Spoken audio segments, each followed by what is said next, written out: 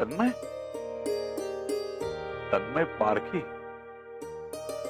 वत्सलाने तिच्या माहेरच्या आडनावावरूनच त्याला वाढवलेलं दिसतंय. बरोबरच आहे म्हणा. त्याच्या वाढवण्यामध्ये माझा काहीच हातभार लागलेला नाही. याचा अर्थ माऊली तुम्ही माझी सून आहात तर. नाही, आता दुसरी गोष्ट तुमच्याकडे मागितलीच पाहिजे. काय?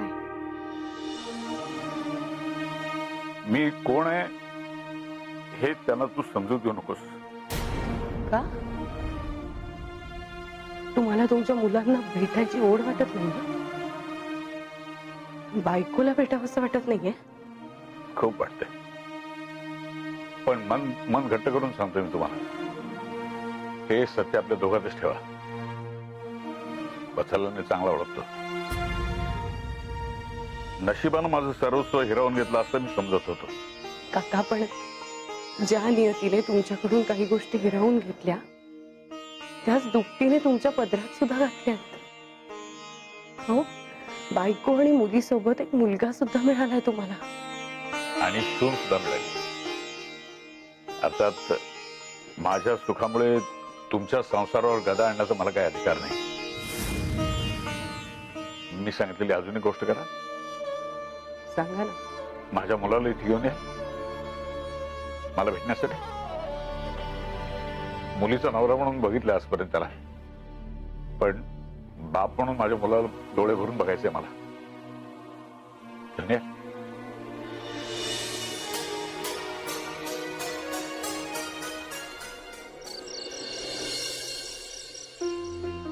वत्सलाबाई, काय झाला म्हणजे तुम्ही एवढा टेन्शन घेऊ नका. आरू येईल एवढ्यात. तुम्हाला सांगून गेलीये कुठे जाते ते? नाही ना? तुम्हाला काही माहिती नाहीये. कशावरून सांगताय एवढ्यात येईल म्हणून? अरे बापरे, आज परत वत्सलाबाई तडाकल्या. बिचाऱ्या आरूला या नवीन वर्षाच्या पहिल्याच दिवशी लेक्चर पडणार असं दिसतोय. आरोचा पत्ता नाही, तन्मयचाही पत्ता नाही. तर येऊ दे तिला. चांगली कान उघडणी करणाऱ्या. आई, अगं पण तू. कुणीही मध्ये बोलायची गरज नाहीये, कळलं? आणि कुणी तिची बाजू घ्यायची सुद्धा गरज नाहीये. अगं पण आरोहीने केलंय तरी काय आई? सांगते ना, ती आली की तिच्या समोरच सांगते. या. तुम्ही काय एकत्र बाहेर गेला होता काय? आम्ही एकत्र गेलो नव्हतो, पण योगायोगाने एकत्र आलो. तन्मय, तुला सुट्टी होती ना आज? मग कुठे गेला होतास तू? अगं मी तुम्हा दोघींना ते टूरला पाठवायचं आहे ना, त्याची बुकिंग करायला गेलो होतो. तिने सांगितलं नाही का? काय ग, कुठे जातेस, कधी घरी परत येणार, काय सांगायची पद्धत असते की नाही? इथे आमच्या जीवाला केवढा घोर लागून राहिला होता. आई, आय एम सो सॉरी. पुन्हा नाही होणार माझ्याकडनं असं. नुसतं सॉरी म्हणून चालणार नाही. चूक झालीये त्याची शिक्षा मिळालीच पाहिजे तुला.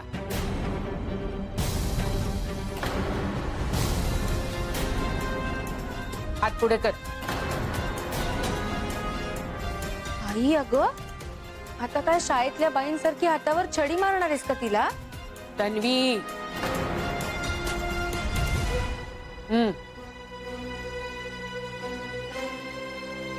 दोन्ही हात.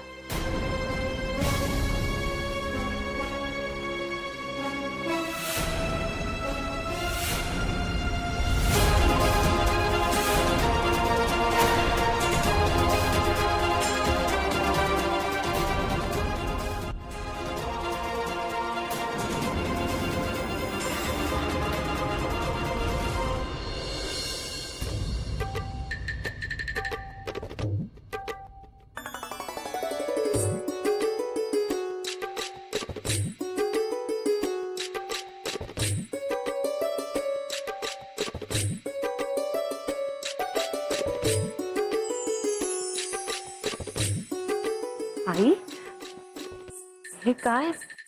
का मी पण सरप्राईज गिफ्ट देऊ शकत नाही का? नाही, तसं नाही. नमस्कार करते. अगं राहते. आशीर्वाद. आरोही, लग्नानंतर तुझा एकही सण मी मनापासून केला नाही. तुला कधीच काही दिलं नाही. आज तुझा पहिला पाडवा आहे म्हणून हे तुझ्यासाठी.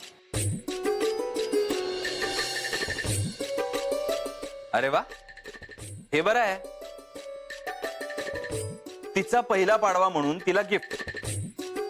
माझं पण पहिल्यांदाच लग्न झालंय. माझा पण पहिलाच पाडवा आहे, मला गिफ्ट. तन्मय, तुला पण हेच गिफ्ट पाहिजे काय?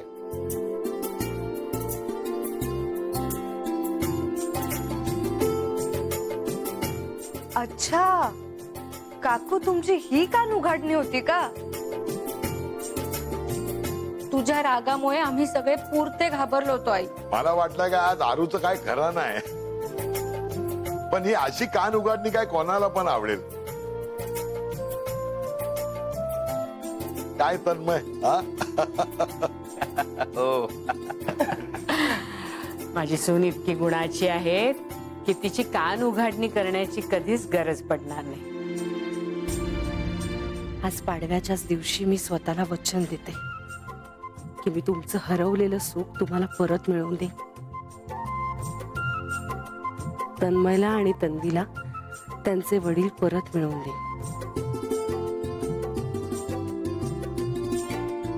तुमच्या दोघातले गैरसमज दूर करेन.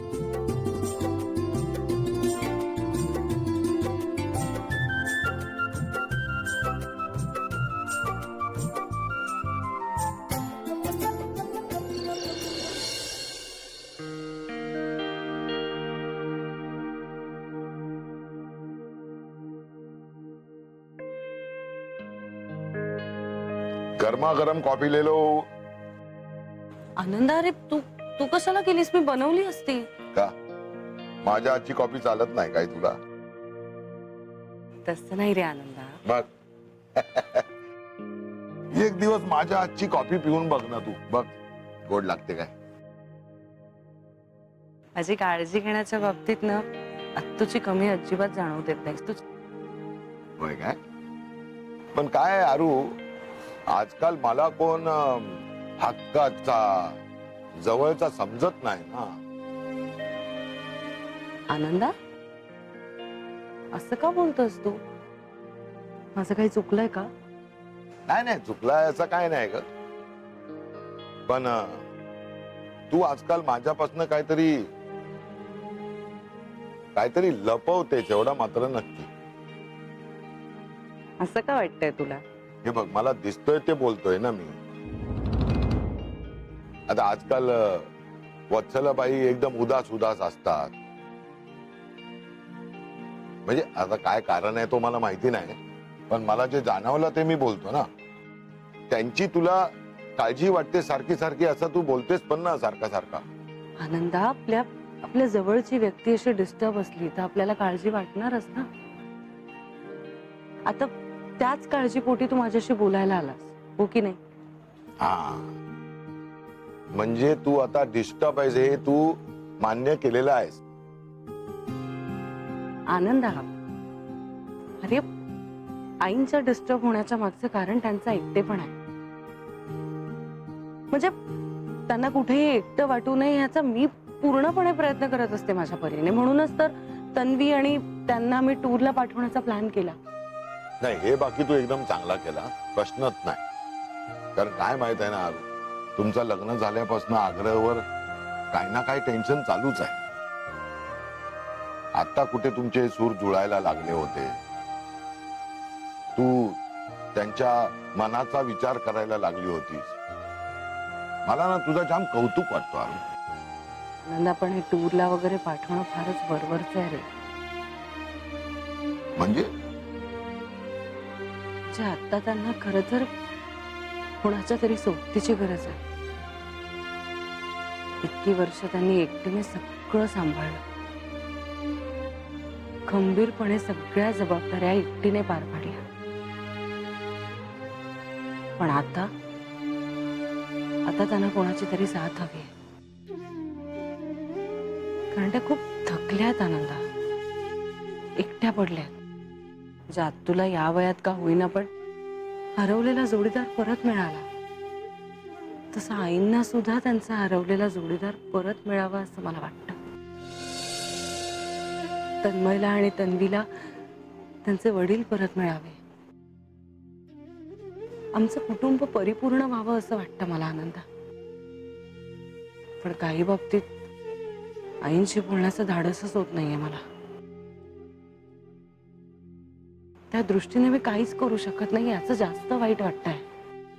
काय आहे माहित आहे ना आरू, ज्या गोष्टी आपल्या हातात नाहीत ना त्याचा आपण टेन्शन घेऊन काय फायदा नाही होत. बर, रात्र जाम झाली आहे, तू आता झोप. हा, झोप.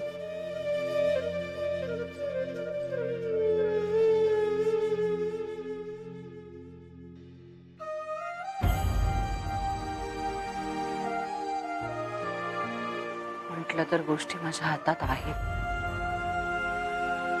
पण त्यांना दिशा कशी देऊ, मला हवा तो रिझल्ट कसा मिळवू, याचा मार्ग सापडत नाहीये मला.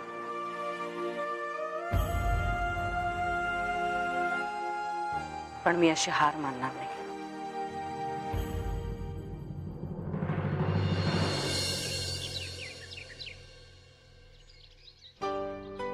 तन्मय, मी ना जरा बाहेर जाऊन येते, म्हणजे मंडईतून थोडं सामान आणायचं होतं. सकाळी गेली नव्हतीस का? हो, जाऊन आले मी सकाळी, पण एक दोन गोष्टी आणायच्या जरा राहून गेल्या होत्या. आणि आता मंडईत चाललेच आहे, तर येता येता मकरंद काकांकडे पण चक्कर मारून येते. संध्याकाळी गेली होती ना त्यांच्याकडे? हो, गेले होते त्यांच्याकडे संध्याकाळी. त्यांनीच एक काम सांगितलं होतं मला, पण काल तिन्ही सांज झाली ना नेमकी, आणि मग घरी पण वेळेत यायचं होतं, त्यामुळे निघून आली मी तशीच. पण आता जाते ना, मग त्यांची कामं सुद्धा करून घेते पटापट. आणि काय झालंय, आता तू जातोच आहेस ना ऑफिसला, तर मला सोडशील ना त्यांच्या इथे? म्हणजे मग मला एकटीला नको चालत जायला, परत मंडईतून सगळं सामान घ्या, मग चालत चालत ते सामान नाचवत त्यांच्या घरी जा, सगळीच दगदग होईल. त्यापेक्षा जरा सोडशील का मला? हा, म्हणजे नाहीतर मी गेली असते माझी पण. ओके, एवढं एक्सप्लेन करायची काही गरज नाही, मी सोडतो तुला. नाही, अरे एक्सप्लेनेशन नाही देते मी, फक्त सांगत होते तुला की मी. तुझं आवरलंय? हो, मी रेडी आहे. मी बाहेर वाट बघतोय. हा,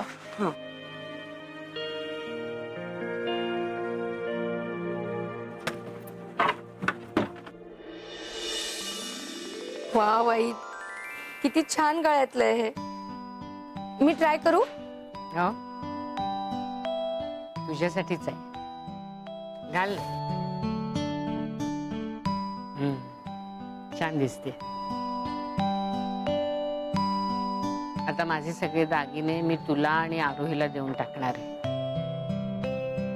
काल गुढीपाडव्याला त्याची सुरुवात केली ना, ते आरोहीला माझे कानातले दिले ना. हो, ग्रेट असा आहे तू. आणि बघितलं ना आरोही किती खुश झाली ते. झाले ना, बघितलेस ना सगळे? ठेवून दे आता. खोटे नाही आहेत, खरे आहेत दागिने सगळे. नीट जपून ठेवात. मला माझं काम करू दे. आता एकदा बँकेचं काम झालं की मग लॉकर मिळेल आपल्याला, मग लॉकर मध्ये ठेवता येतील. ते ठेव, मी माझं काम करते आता.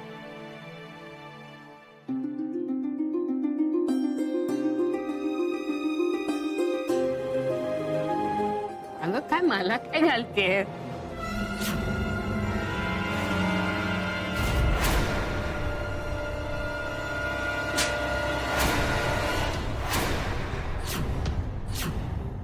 काय करतेस तू हे? आई अगं मी फक्त बघत होते कसं दिसतंय. त्यात एवढं रागवायला काय झालंय? बास, तोंड वर करून बोलू नकोस.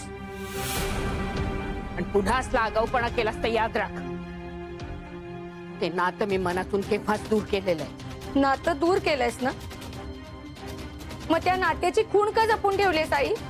तन्वी, आई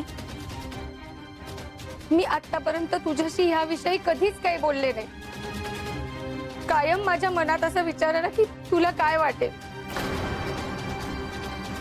माझी हिंमत झाली नाही म्हण, किंवा मला तुला दुखवायचं नव्हतं असं म्हण. त्यामुळे इतके दिवस मी शांत बसले, स्वतःला आवरलं. तुम्हा दोघांमध्ये काय झालं मला माहिती नाही, पण तू आम्हाला बाबांपासून दूर ठेवायला नको होतं. आई, तू आम्हाला कधीच सांगितलं नाहीस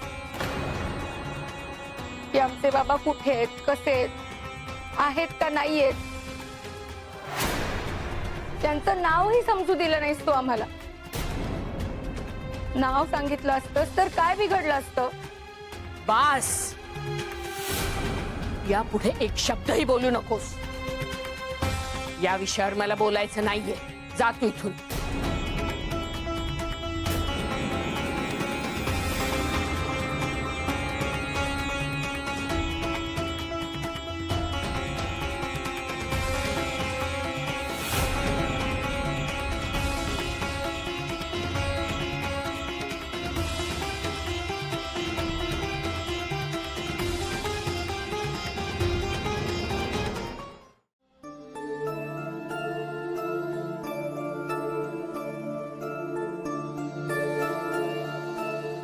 चल, मी निघतो. हा, बाय.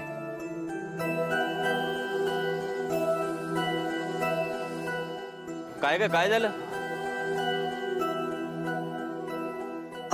तन्मय, अरे मी काय म्हणते, तू सुद्धा वर ये ना माझ्यासोबत. म्हणजे इथवर आलातच तर मकरंद काकांना सुद्धा भेटून ये ना. अगं, मी त्यांना भेटून काय करणार? मी निघतो, मला उशीर होईल. 5 मिनिटं वर आल्याने काही उशीर होणार नाही हा तुला. तुझ्याकडे तेवढा वेळ आहे ते अगदीच माहितीये मला. आणि तसंही तन्मय, एखाद्याचं मन जपणं हे वेळ जपणं इतकंच महत्वाचं असतं. आरोही, काय झालंय तुला? एकदम फिलॉसॉफी वगैरे? हा, अरे नाही, म्हणजे माझं फक्त एवढंच म्हणणं आहे ना की तसे ते एकटेच असतात, तुझ्या वडिलांसारखे. तू त्यांना भेटायला वर आलास माझ्यासोबत तर त्यांना खूप बरं वाटेल तन्मय. त्यांना बरं वाटेल की तुला? हो, मला सुद्धा. कारण तू मला एकटीला सोडून असा निघून गेलायस हे जर त्यांना कळलं तर खूप वाईट वाटेल त्यांना, आणि ते मला नाही आवडणार. आणि तसंही या वयात माणसांना अजून काही नको असतं रे. आपल्याला त्यांच्याबद्दल काळजी वाटते ही भावना त्यांना दिली ना तरी त्यांना ती पुरेशी असते. ओके ओके ओके, लेक्चर नकोय, मी येतो.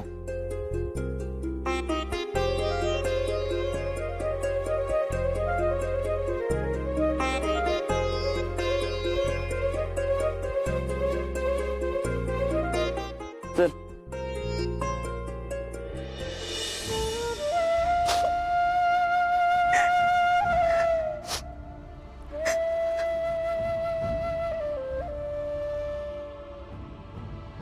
आईनी नक्की राग कोणावर काढलाय? माझ्यावर, बाबांवर की स्वतःवर?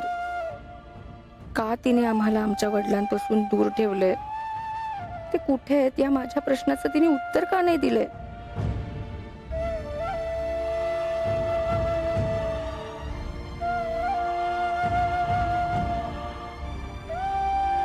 ती आम्हाला त्यांना भेटू पण देत नाहीये.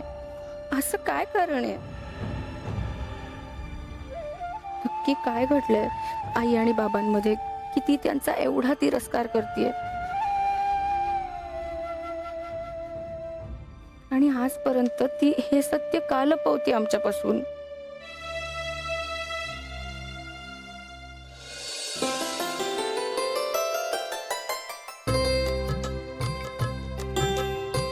आज माझ्या बरोबर कोण आलाय ते बघा.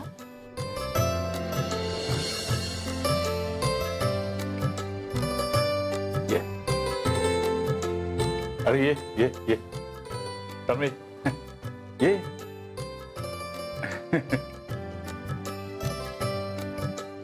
ये ना, बस ना बस. नाही मी ठीक आहे. अरे बस ना. नाही मी ठीक आहे. काय घ्यायची या ब्रह्मचार्याच्या मठीत काय मिळणार म्हणा. चहा घेशील का थोडं दूध? नाही काही नको मला. अरे नको कसं, थोडं दूध घेस तू. मस्त केशर वेलची घालून करतो दूध. आजवर काहीच कौतुक झालं नाही तुझं माझ्याकडून.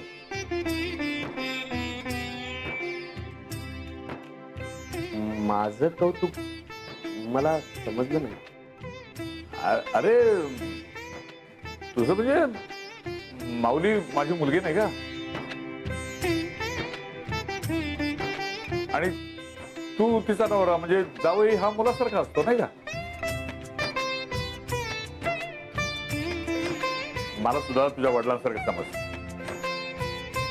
अगदी हक्काने येत जा माझ्याकडे या माऊली सारखं.